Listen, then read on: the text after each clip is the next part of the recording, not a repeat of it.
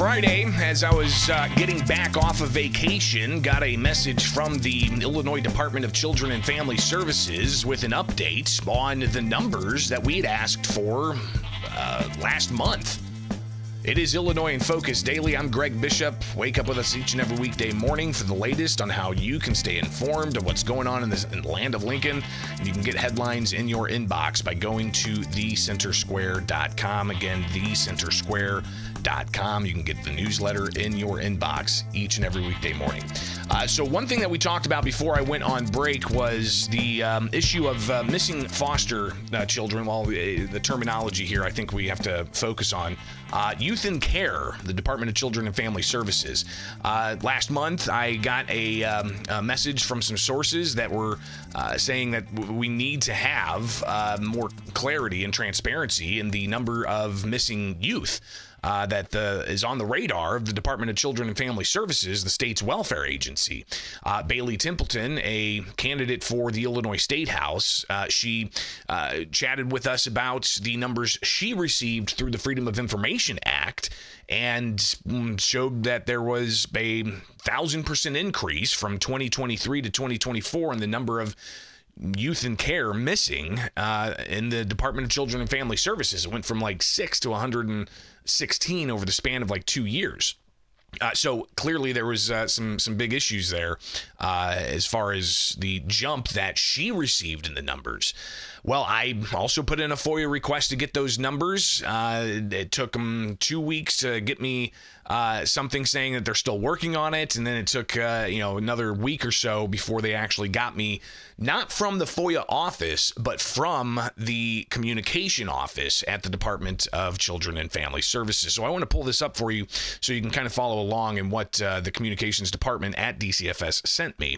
And this is it. It's just a 4-page document, process for locating missing youth. They talk about how that's youth in care, and they have a specific unit for it, the Child Intake Recovery Unit.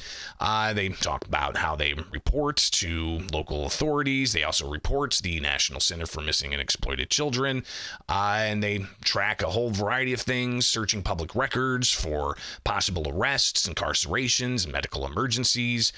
They search local shelters, and then they go into more about what exactly constitutes a missing youth in these definitions and how they track them. So they say a youth goes missing and returns multiple times during a calendar year.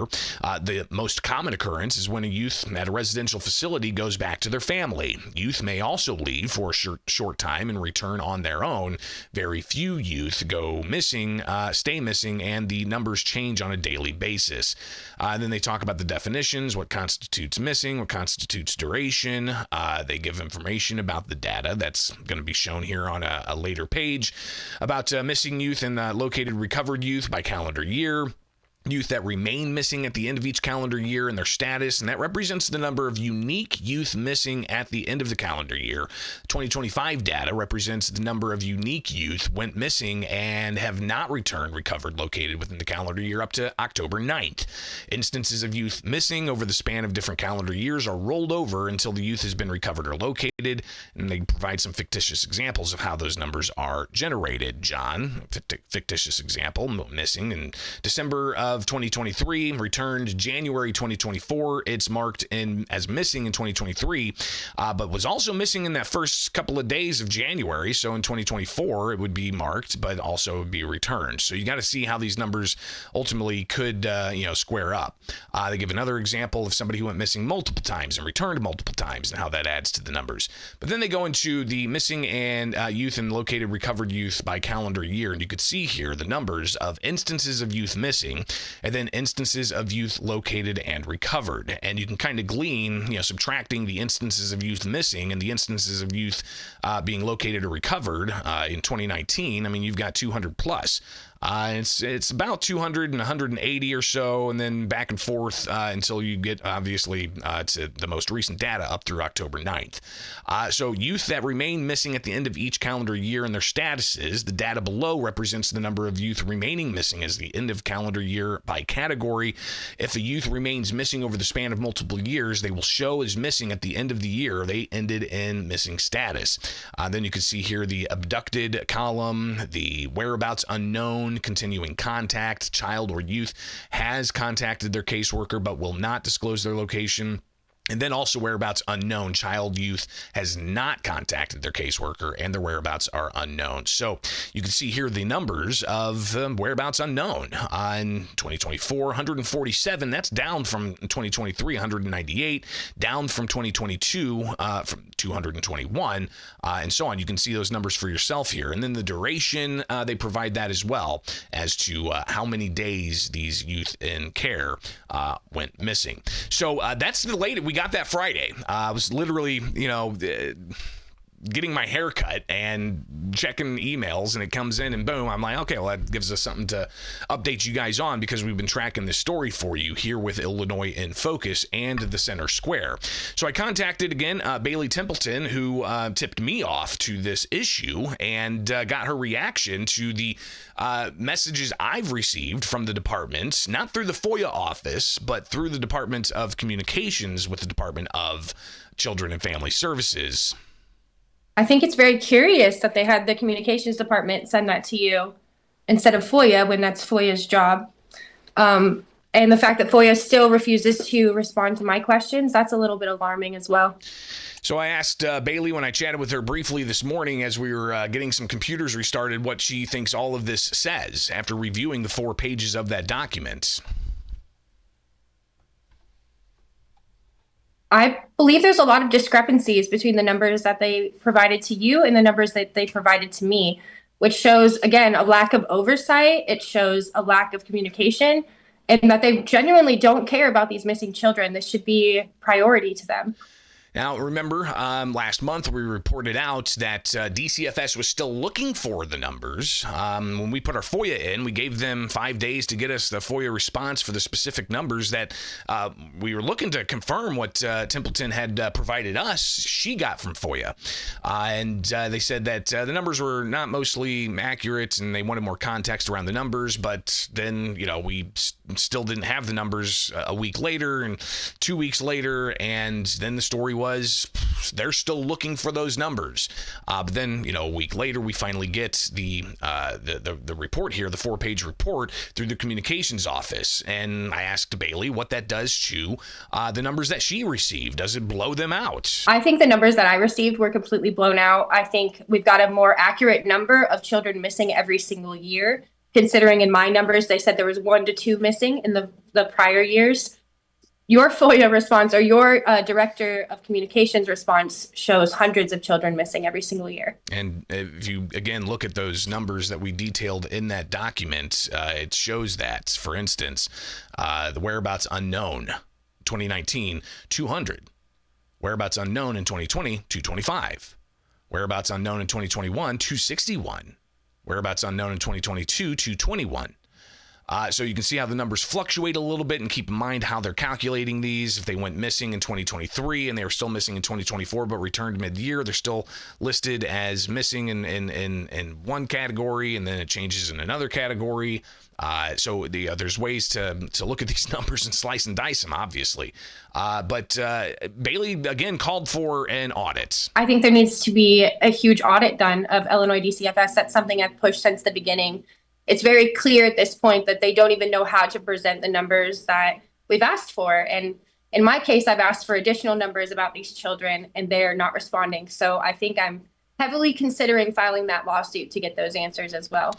So looking at those numbers again, and sharing with Bailey the communication I received from the department, it shows that we had a little spike from 2019 to 2020, and then more in 2021, and then it goes down in 2022, down in 2023, down in 2024. But it seems to be backward on an upward swing through most of this year. Does that show any kind of progress? I think it would indicate progress, but that would have to assume that the numbers that you were provided were accurate and that the numbers I was provided were false. Regardless, there is a huge discrepancy here where I can't really discern what is the actual situation because of the numbers being so skewed.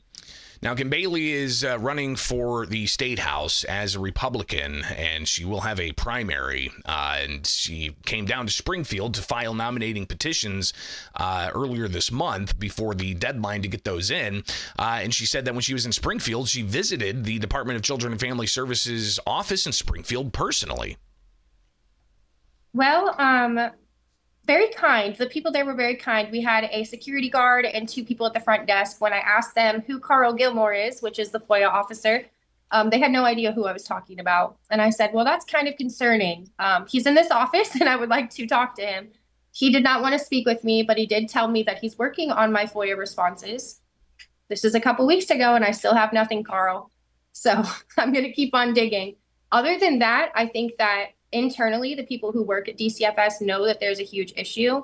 I also found it kind of curious that the security guard who's worked there for years hadn't ever met the director until the week before I visited. And I think that might have something to do with our numbers.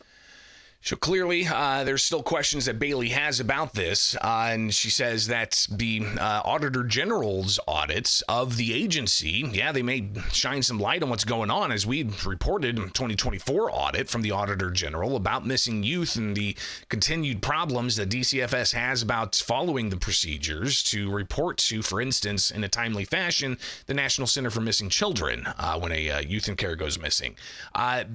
Bailey doesn't believe that that's going to be enough. There need to be outside audits done. I don't think so, because they are not changing what they need to do to fix it. And in past years of audits, you can see how many times they've failed to do what they're supposed to do. And then it's a repeating problem the next year in the audit. So whether we need a complete reform or what exactly we need to do to make sure that these children are safe, I'm willing to push for that. Bailey Templeton again, running for the Statehouse. I asked her what's finally, what's most important. What should people take away from this? I think it's important that this does not get swept under the rug. I think what we have here is evidence that I was provided different numbers than the press. I think that is a huge failure in oversight, because if you're providing false numbers to American citizens or Illinois citizens versus the press, it shows such a huge discrepancy. How can we trust this state agency who has proven to lie, not only to me, but to Greg and whoever else they're sending false numbers to? Now, as Bailey is, curious about this issue, she's also curious about other issues, like, for instance, how much taxpayer money is going to this, and she's looking at other aspects of taxpayer funding for DCFS and how they're using those tax dollars. Right. I have looked into Medicaid funding. I've looked into Social Security funding because some of these children are listed as disabled, so they would receive those funds, and I'm trying to see where those funds are pushed out to. Most recently, about 2 weeks ago, I filed a FOIA asking how many children in DCFS care have unregistered Social Security numbers. So I'm still digging at them. I'm trying to figure out exactly the ins and outs of what they're hiding from the public. And they're just not responding anymore. Now, if they're not responding, how is she going to get those numbers through FOIA if they're not responding? I think I'm going to have to file a lawsuit against the FOIA office to get these numbers. I've got a couple people who can help me get through that lawsuit, but I think this is a matter of public emergency and attention that needs to be directed straight at these children. If they can't pay attention to the children they have in care, then maybe the public should.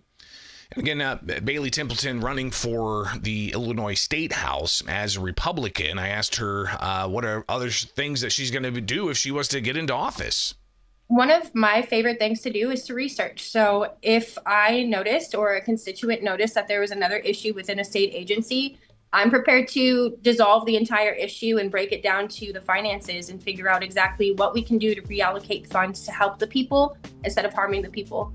Again, Bailey Templeton, a candidate for the Illinois Statehouse, coming to the Center Square to talk about FOIA in the Department of Children and Family Services, numbers of missing youth, and just overall transparency of the issue when it comes to the state's most vulnerable residents, and that is youth in care at the Department of Children and Family Services. We'll definitely be on top of this. Continuing on with the Center Square. Get the headlines in your inbox. Go to thecentersquare.com and sign up for the newsletter today.